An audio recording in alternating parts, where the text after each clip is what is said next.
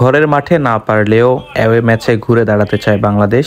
আগামীকাল অর্থাৎ 14ই অক্টোবর বাংলাদেশ সময় সন্ধ্যা 6টায় হংকংয়ের বিপক্ষে হংকংয়ের মাটিতে কিন্তু মাঠে নামবে বাংলাদেশ। তার আগে আজ বাংলাদেশ শেষবারের মতো অনুশীলন করেছে।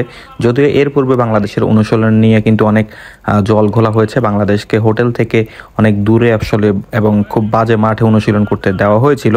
তবে ফিফার যে নিয়ম রয়েছে সেই নিয়ম অনুযায়ী কিন্তু ম্যাচের আগে অন্তত একদিন হলেও অ্যাওয়ে টিমকে যেই গ্রাউন্ডে খেলা হবে সেখানে অনুশীলন করতে দেওয়ার কথা, সেটাই কিন্তু আজকে হয়েছে।